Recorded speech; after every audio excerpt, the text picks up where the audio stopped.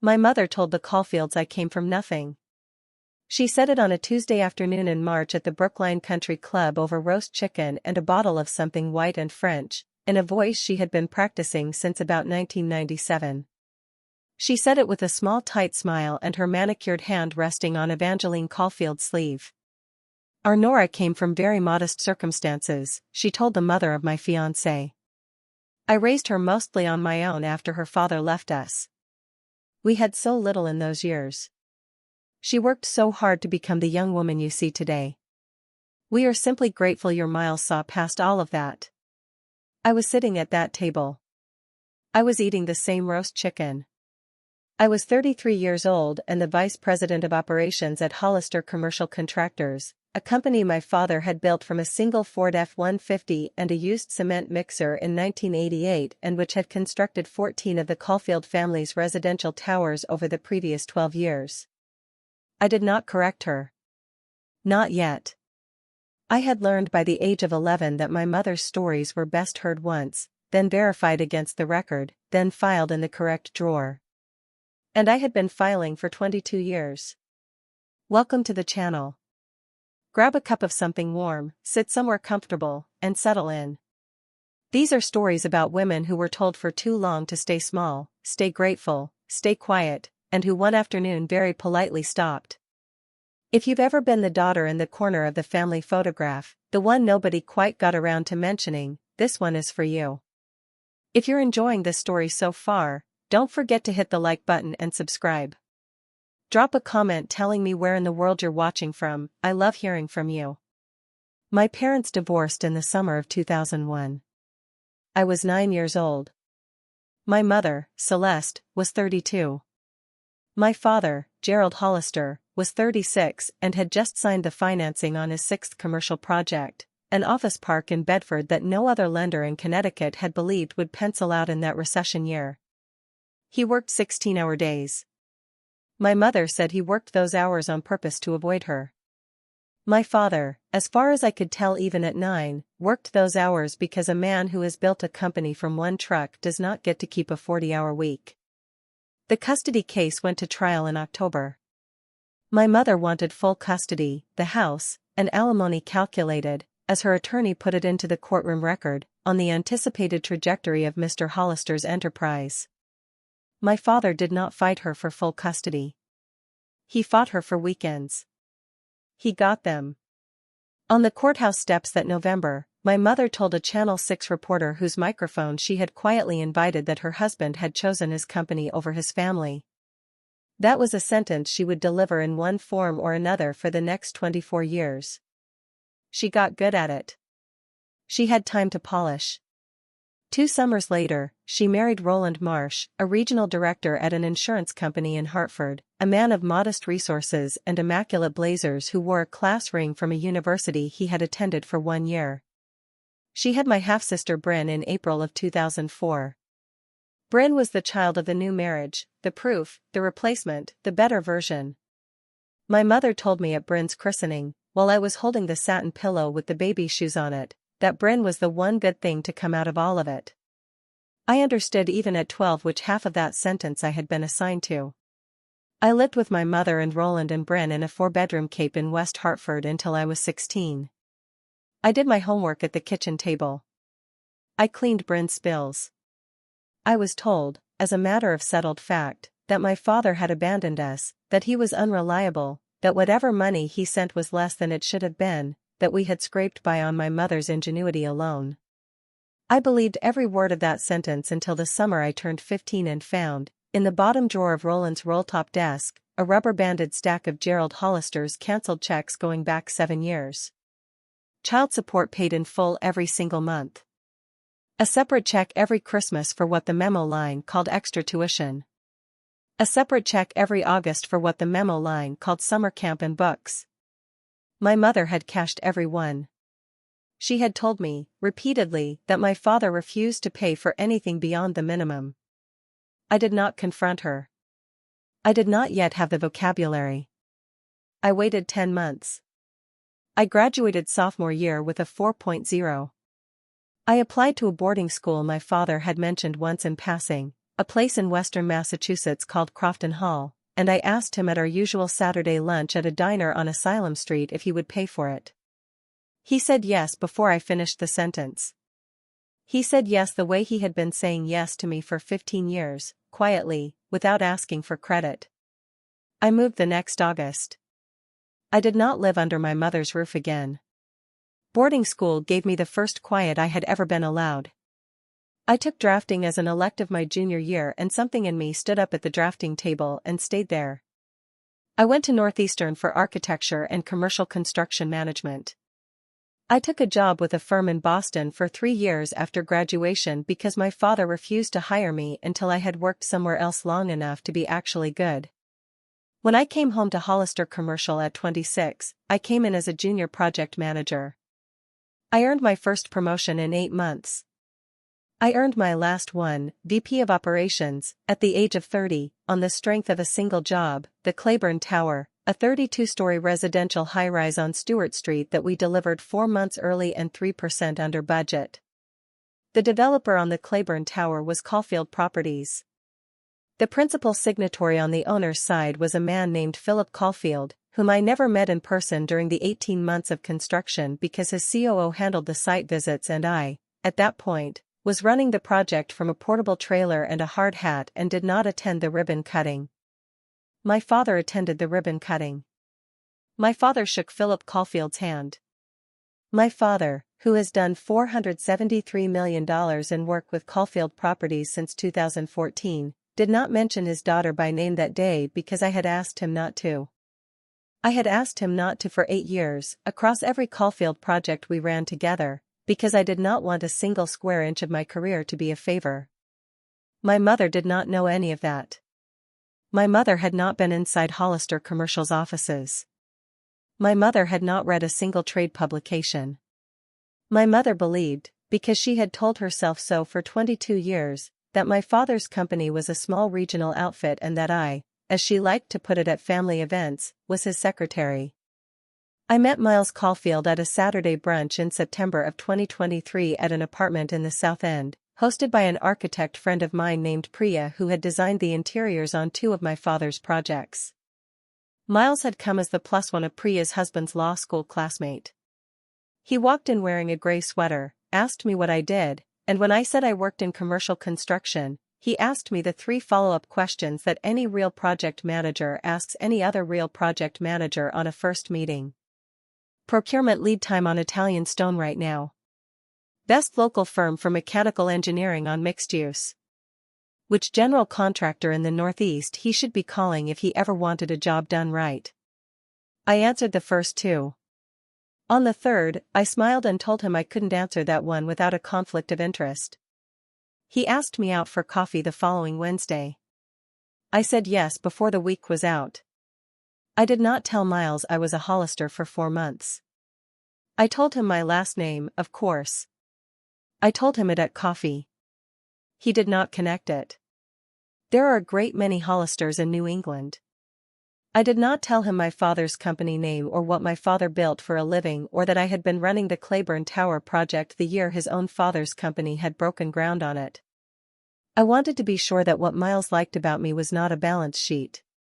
I wanted to be sure of that for myself more than for him. The conversation finally happened at a dinner in January of 2024 at a restaurant on Newberry Street. I told him over the appetizer. He set his fork down. He looked at me for a long quiet moment. Then he laughed. He laughed the way a man laughs when he realizes the universe has been paying attention. He said, "Wait, Hollister as in Hollister Commercial? As in the Claiborne Tower? As in the Claiborne Tower that we, Caulfield Properties, developed?" I said yes. He said my father is going to lose his mind. I said I would prefer that he not. I said I wanted us to tell our families in our own time, in our own way, and I wanted my work to stand on its own before my family name arrived in the room. Miles honored that.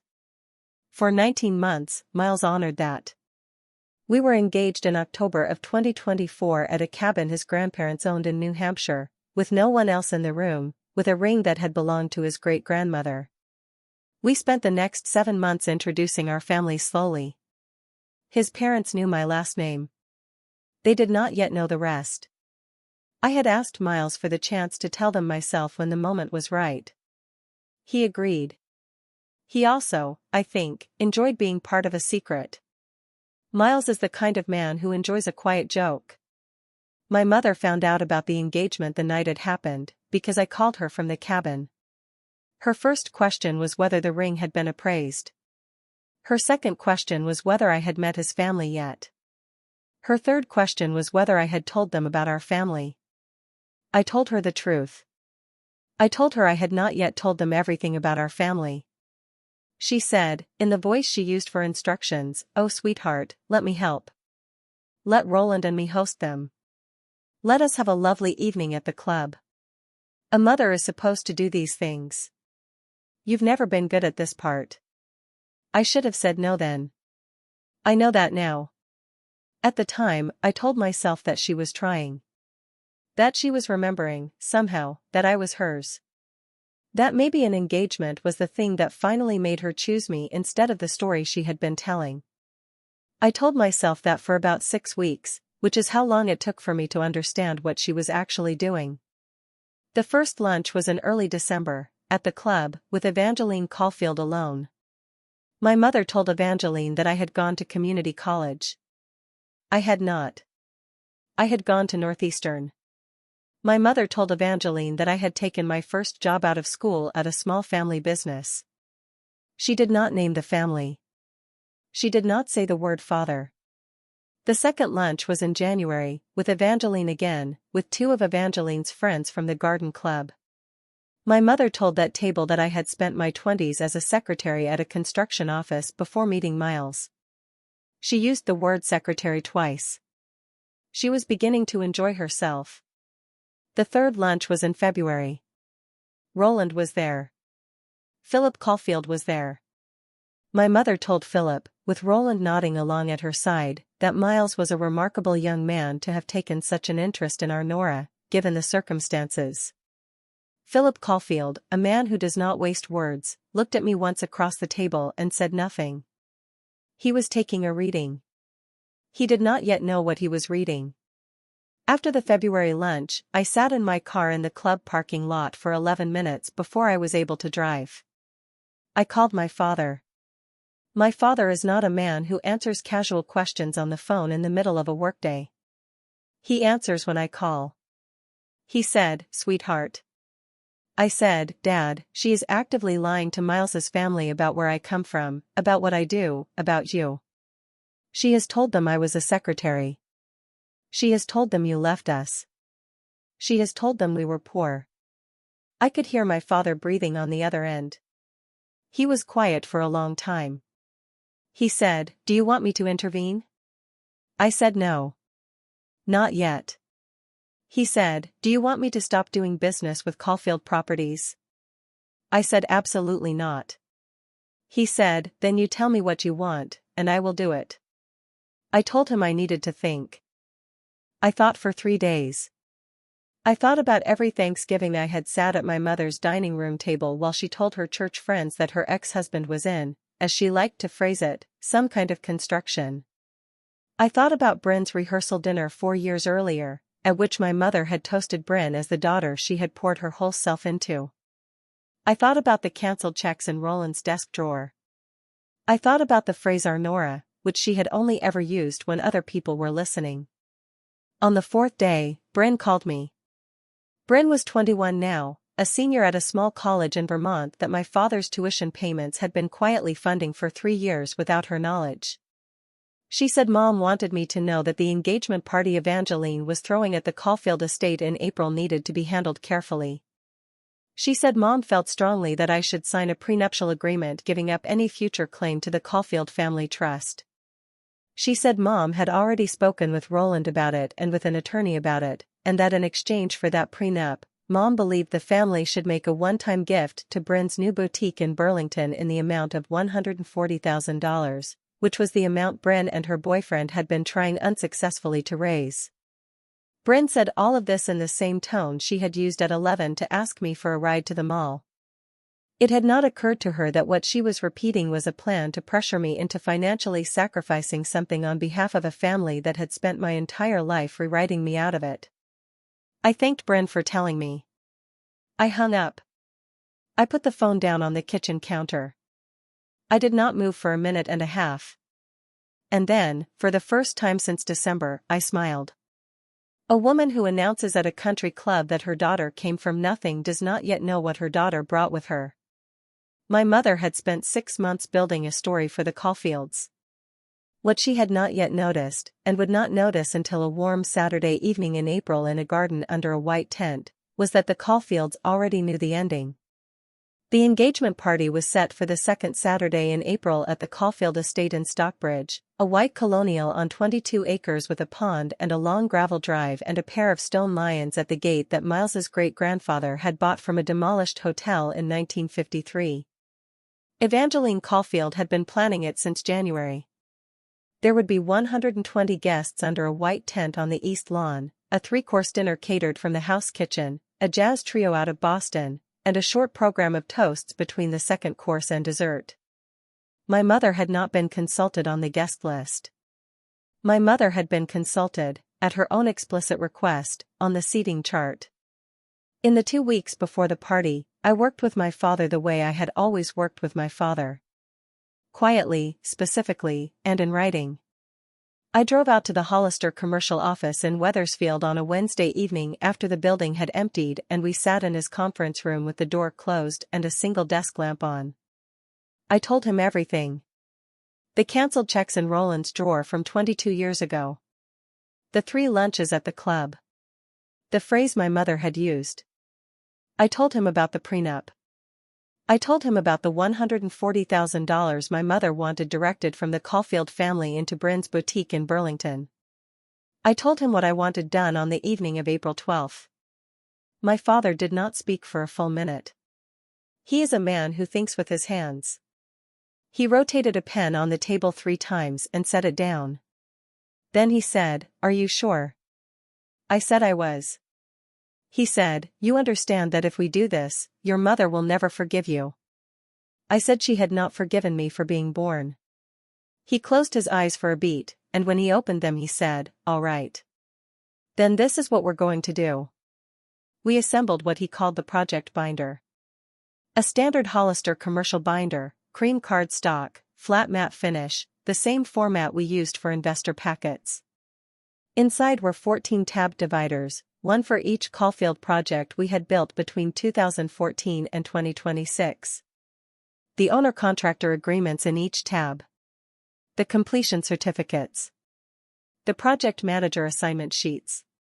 My name, Nora Hollister, appeared as lead project manager on 6 of them. My father's signature as principal was on all 14.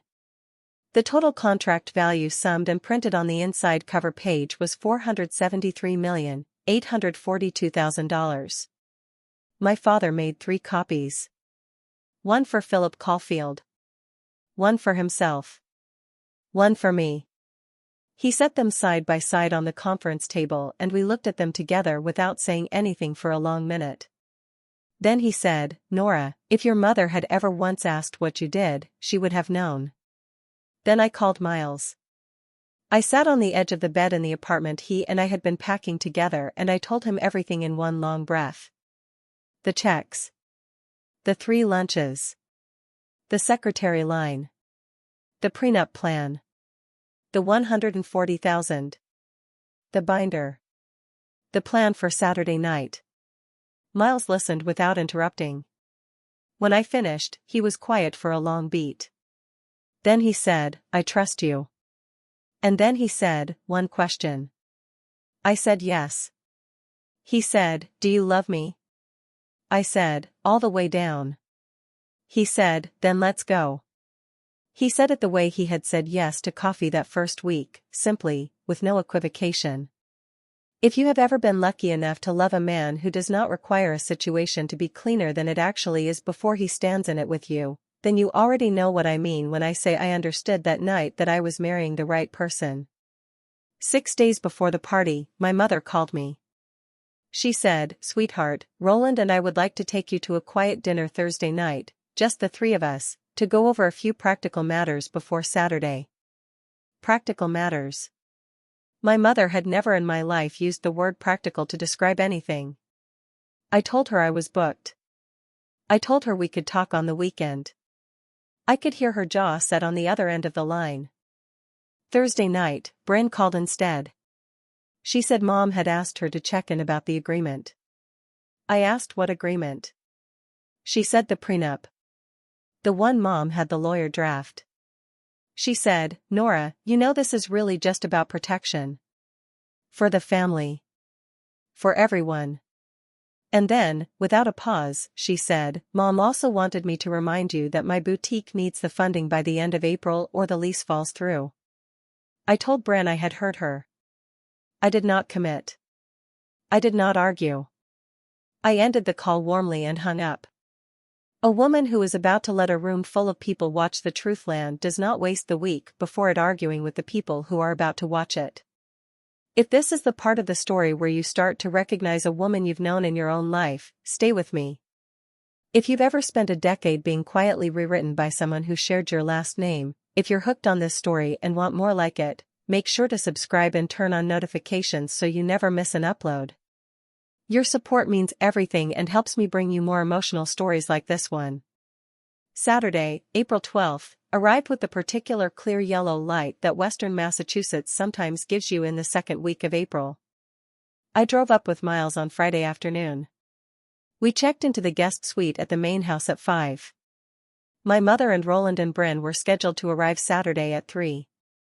My father was scheduled to arrive Saturday at 6:45, 15 minutes before the dinner bell, through the rear service drive, at my explicit request and with the full knowledge of Evangeline's house manager, whom I had called on Monday.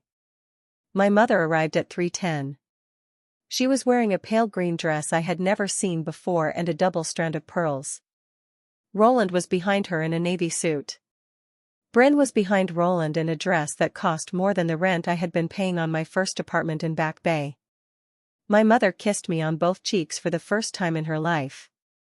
She said, "Our Nora," to no one in particular, in a voice designed to carry. Evangeline was there in the foyer. Evangeline smiled in the way that a gracious woman smiles when she is counting.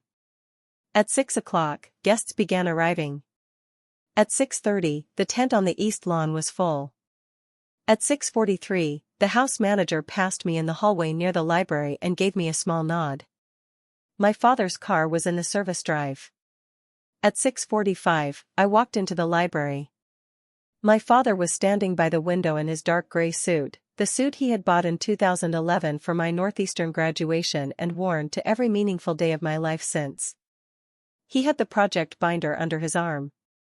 He looked at me for 1 second and said, "You remember you do not owe anyone anything tonight." I said I remembered. He said, "All right then." And we walked out of the library together into the back garden, along the boxwood path, and up the slate steps to the tent. Philip Caulfield was at the head table speaking with Evangeline when we came under the tent flap. Philip Caulfield is a tall man, 66 years old, silver-haired, with a very quiet presence of the kind that fills a room without asking the room's permission. He turned when he saw movement at the entrance. He saw my father first, because my father was half a step ahead of me. Philip Caulfield's face did the thing a face does when it is trying to reconcile a person it knows with a location it did not expect to find that person in. His mouth opened slightly. His hand went to the edge of the table. He said, "Gerald," and my father said, "Philip." The tent had not yet fallen silent. The jazz trio was still playing. Most guests were still arriving at their seats. Philip crossed the 20 feet between the head table and us in 6 strides and shook my father's hand with both of his. He said, "Gerald, what on earth?" Gerald said, "Philip, I believe you may know my daughter." Philip turned to me. His eyes went from my face to the binder under my father's arm to my face again. He said, very quietly, Nora Hollister." "Oh my God." He said it twice. Then he turned his whole body toward the tent and he said, in the voice of a man who has chaired board meetings for 30 years, "Excuse me, may I have everyone's attention?" The jazz trio stopped mid-phrase. 120 heads turned. My mother, 3 rows back at a table near the front, set down her champagne glass and a small flicker of confusion crossed her face. She did not yet understand what was happening. She thought perhaps Philip was beginning the toasts early. She even, I think, straightened her shoulders. Philip said, "Before we begin the formal program this evening, I need to share with this room a remarkable coincidence." He turned to my father. He said, "This man, Gerald Hollister, is the principal of Hollister Commercial Contractors. For the last 12 years, his firm has built every major residential tower that Caulfield Properties has developed in the Northeast. 14 buildings. Close to $500 million in construction. I did not know until 90 seconds ago that he is the father of the young woman my son has asked to marry." The tent made a sound. Not a loud sound. A soft collective inhalation, 120 people understanding the same sentence at the same time. My mother's hand went very slowly to the base of her throat. Bryn, beside her, looked at her mother's face and did not look back at me. Roland stared at his bread plate. Evangeline Caulfield, at the head table, closed her eyes for a long beat. Philip was not finished. He said, "Furthermore, I want this room to know something. The Claiborne Tower on Stewart Street in Boston, which I have been bragging about at this estate for the last 6 years, came in 4 months ahead of schedule and 3% under budget because of the woman who ran the project from a trailer. I did not meet her in person during the build because she refused to come to site visits with the principals. I understand now why." Philip turned to me. He said, "Nora, I would like to apologize for not knowing until tonight. I would also like to thank you, belatedly, for the best residential project of my career." Then he stepped aside. He gestured for me to speak. He gave me the microphone that had been set beside his seat for his own opening toast, and he walked back to the head table and he sat down next to Evangeline and he folded his hands and he waited. Every person under that tent was waiting. I did not rush. I had waited 22 years. I stepped to the microphone. I looked at my father, who was standing at the edge of the tent with the binder. I looked at Miles, who was at the table directly in front of me, who was looking at me the way a man looks at a woman he is grateful to be marrying. I looked at my mother.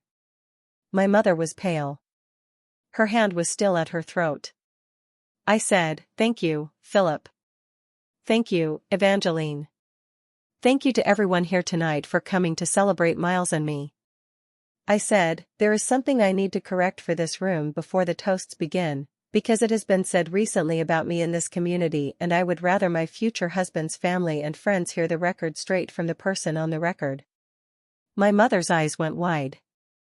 She understood, finally, what the next 60 seconds were going to be. I said, "My name is Nora Eleanor Hollister. I am 33 years old. I graduated from Northeastern University in 2014 with a degree in architecture. I spent 3 years at Perkins Eastman in Boston as a project designer. I joined my father's company, Hollister Commercial Contractors, in 2017 as a junior project manager. I was promoted to Vice President of Operations in 2022. I have personally managed the construction of 6 commercial towers in the Northeast, 4 of which were developed by the Caulfield family. My father has been in business for 37 years. He has never left my life. He paid my child support in full every month from the day he left our marriage until the day I turned 18, and then he paid my tuition to a boarding school, a university, and a graduate certification program. I said all of that flatly, without heat, the way you read a balance sheet at an annual meeting. I paused. I turned toward my mother's table. I said, "Mom, I want to thank you for the lunches you arranged at the club over the past 4 months. I want to thank you for introducing me to Evangeline and her friends as a young woman from modest circumstances who had spent her 20s as a secretary." I pressed the next line slowly, evenly, 10 words that I had been composing in my head for 6 weeks.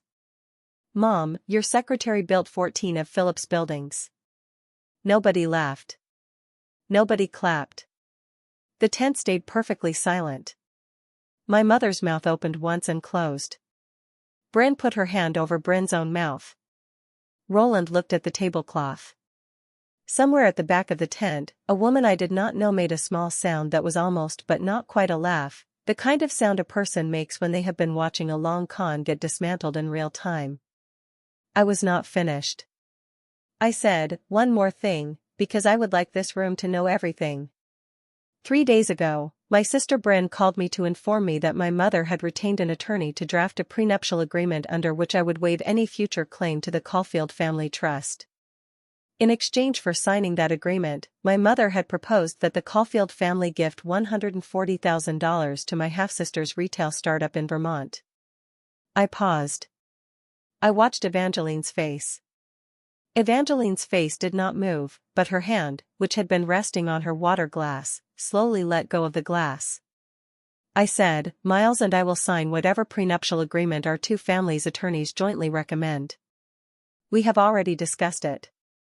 We will not be discussing any other arrangements privately brokered on behalf of anyone at my mother's table." I set the microphone down. I walked back to my chair. Miles stood up before I sat, took my hand, kissed my cheek in front of everyone, and sat down with me. My father walked over from the tent flap and set the cream binder gently in front of Philip at the head table. He did not open it. He did not need to. He simply nodded once to Philip and walked to the empty seat Evangeline had already, with the quiet grace of a woman who adjusts in real time, had moved to the head table. My father sat down beside Evangeline. Evangeline took his hand for 1 second and let it go. My mother stood up. She did not say anything. She picked up her clutch. She looked at Roland. Roland did not stand. My mother walked out of the tent alone, her heels sinking into the grass between the tables. Bryn stayed. Bryn, to her credit, I will say this for her, Bryn stayed at her table and did not follow our mother out. I watched my mother go. I did not feel triumph. I felt the clean, cold relief of a woman who has finally set down a thing she has been carrying in the wrong hand for 33 years. The rest of the evening happened. Philip gave his toast. It was warm and short and did not reference what had just occurred. Evangeline gave hers. She welcomed me into the family. She welcomed my father into the family. She said his name, Gerald, twice, like a note landing on a page. Miles's older brother gave a best man toast. The jazz trio played. The cake was cut. People ate. People drank. People talked, quietly at first and then, by the third hour, normally. Nobody went to look for my mother. Her rental car was gone from the front drive by 9:30. At 11 o'clock, after the last guests had left and the tent was being broken down, Philip Caulfield asked me to sit with him on the back terrace for a few minutes alone. He poured me a glass of water. He did not apologize again. He said, "Nora, I want to tell you one thing, and I want you to hear it from me directly. I have been in business with your father for 12 years. He is the most honest contractor I have ever worked with. He has never once mentioned you to me. Not once. In 12 years.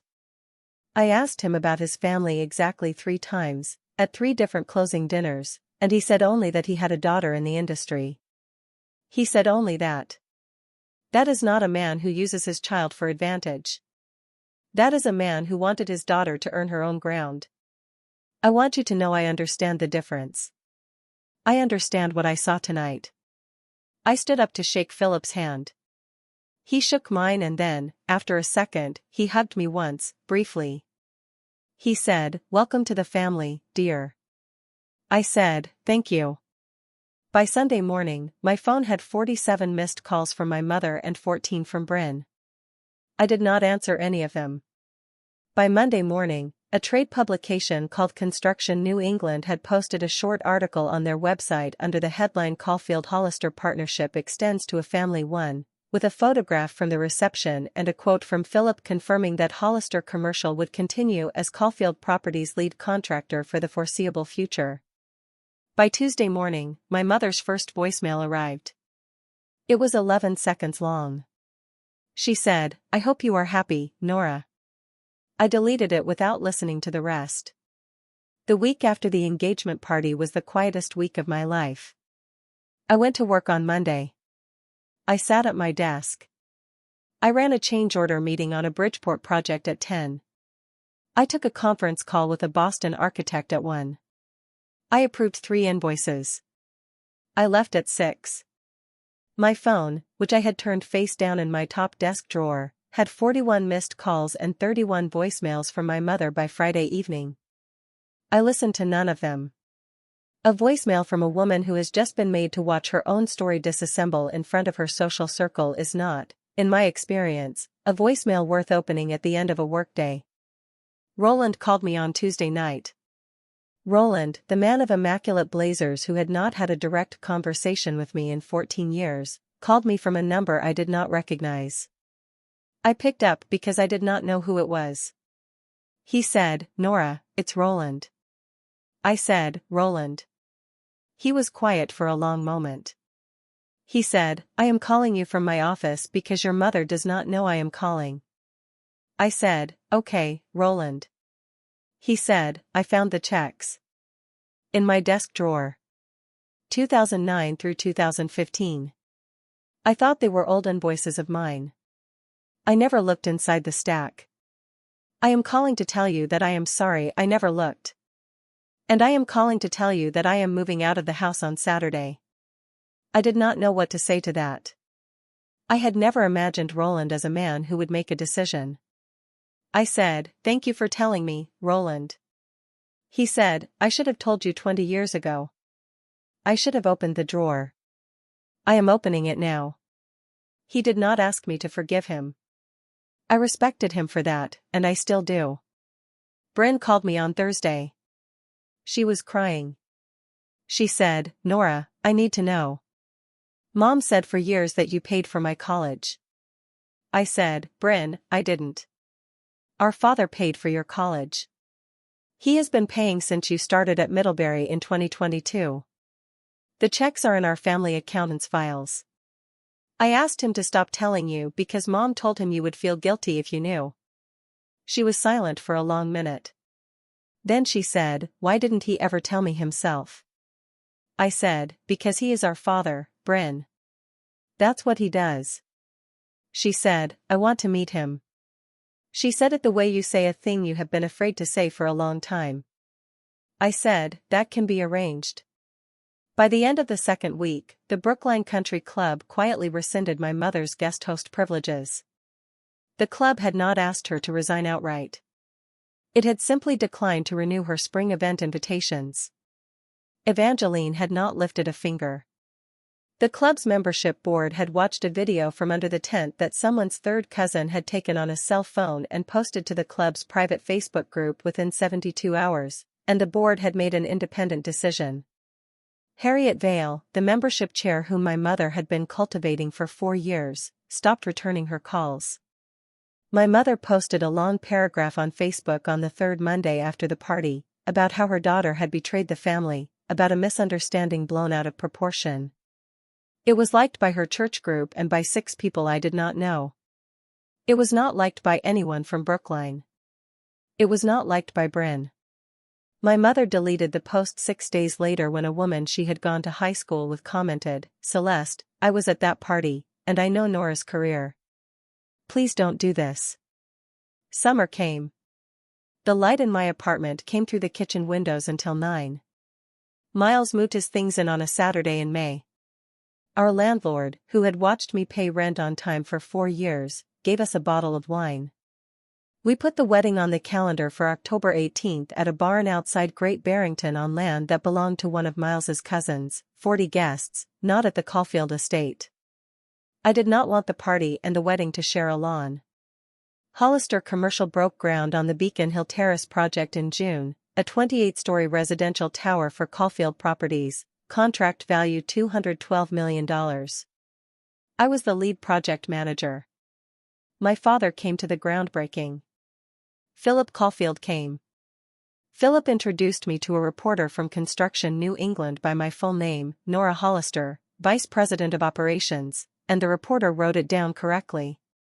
Evangeline sent a pot of white hydrangeas to my office the following week with a card that said, "For the next tower." I put the card in the top drawer of my desk. Some days I took it out and read it again just to remember what it said. In the middle of July, I drove to Burlington on a Saturday and I wrote a personal check to the landlord who held the lease on Bryn's boutique. $14,000 for 6 months of rent while she figured out her spring inventory. I did it from my own account. Not from Hollister money. Not from Miles's money. Mine. I called Bryn on the drive home. I said, "The lease is covered through the end of October." I said, "On 2 conditions." She said, "Anything." I said, "You come to my wedding and you stand on my side of the aisle. And you never ask me for money again." She cried quietly for a long minute. She said she agreed to both. She opened the boutique in August. It has done modestly well. She has not asked me for money. 3 weeks later, on a Saturday in July, I drove Bryn to my father's office. She stood in the lobby looking at the wall of project photographs dating back to 1988, 63 buildings across New England. She read the small brass plaque that says, "Hollister Commercial Contractors, established 1988, built by hand." She said, "He built all of these?" I said, "He did." We walked up to the 3rd floor. My father came out from behind his desk. He had been waiting for an hour with his jacket on. He shook Bryn's hand like she was a client. He said, "Hello, Bryn. It is very good to finally meet you." She started to cry and did not try to hide it. She asked him if she could take him to lunch. He said yes. They went to a diner on Silas Deane Highway. They sat in a booth for 2.5 hours. That is all I know about their lunch. Neither of them told me what they talked about. I did not ask. Some conversations do not belong to anyone but the 2 people in the booth. A letter from my mother arrived 6 days before the wedding. Certified mail. 9 pages, handwritten, in her careful penmanship, on the cream stationery she had used since 1998. I did not open it. I put it in the bottom drawer of my desk at home next to my passport and my birth certificate and the old photograph of my father at 28 standing in front of his first truck. The letter is still there. Perhaps one day I will be ready to read it. Perhaps I will not. Either is fine. A woman who has spent 6 months telling 120 people a false story about her daughter does not get to write that daughter a 9-page correction 3 weeks before the daughter's wedding and expect the correction to be read. The correction was never the point. The 9 pages were for my mother, not for me. I trust she feels better for having written them. The wedding was on a Saturday evening in October. The barn was lit with strings of lights. There was a long oak table set for 40. The jazz trio from the engagement party had agreed to come back and played It Had to Be You during the first dance. My father walked me across the grass in a new suit, because the old gray suit he had worn to my Northeastern graduation had been retired with some ceremony the week before, and I had bought him a new one at Brooks Brothers on a Tuesday in September and sat beside him during the fitting. Evangeline Caulfield served, without being asked and without making a show of it, as something like a mother figure for the day. Miles's sister Claire did my hair in the guest room at the main house the morning of. Bryn held my bouquet during the vows. Roland sat in the 2nd row in a new navy blazer, alone, quietly weeping at the moment my father and I reached the end of the aisle. My father's older sister, Aunt Margaret, who had flown in from Vermont for the weekend and who had been the first woman to send me a handwritten letter after the engagement party, sat in the 1st row on my side and smiled the whole time. My father gave a toast. He is not a man who gives toasts. He stood up with a half-filled champagne flute that he had not touched. He said 3 sentences. He said, "Nora has been my partner in every meaningful sense of the word since she was 9 years old." He said, "Miles, you are getting a woman who builds things that last." He said, "I could not be prouder." He sat down. Miles's best man leaned over to Miles and asked, quietly, if that had counted as a toast. Miles said yes. It had. My mother did not come. She was not invited.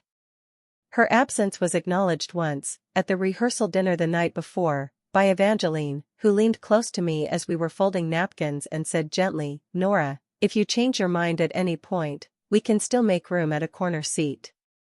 I said, "Thank you, Evangeline." I said it honestly. Evangeline nodded once and let it go. She did not ask again. That is one of the many graces of the woman I married into. 6 months after the wedding, on a Wednesday morning in April, I was walking into the lobby of Hollister Commercial at 7:45. The light was coming in through the front glass. A woman I did not know was sitting on the reception bench with a small boy, perhaps 3 years old, on her lap. Our receptionist, Dina, looked up and mouthed, "She has been waiting to see Gerald.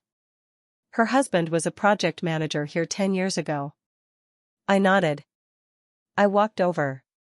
The woman stood. She said, "Mrs. Caulfield." I said, "Miss Hollister, actually. But please, sit." She said, "I am so sorry." I said, "No. Everyone gets it wrong at first. What can we do for you?" She said, "My husband Danny Vega worked for your father in 2014.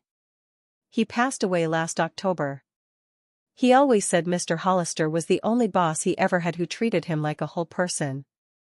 I wanted to bring our son by one time, just to see where Daddy used to work." The little boy looked up at me with his father's eyes, or so I imagined. I did not know his father. I knelt down. I said to the boy, "Your dad helped build things that are still standing all over this city." I walked the two of them slowly through the lobby, past the wall of project photographs, and I lifted the boy up so he could touch the glass case that holds the model of the Claiborne Tower. I showed him the tiny windows on the 32nd floor. I told him his father had framed those floors with his own hands. I walked them back to reception. I offered the woman a position in our operations back office if she ever wanted one. I told her the offer stood for as long as she needed it to stand. She cried. She said she would think about it. She started the following August. I did not do any of that for my mother. I did not do any of it to prove a point to a woman who would not have understood the point. I did it because I had been taught, by a man who paid child support in full for 17 years and never mentioned it to anyone, that you do not need to be owed in order to give. That is what he taught me. That is the lesson my mother was supposed to teach me and did not.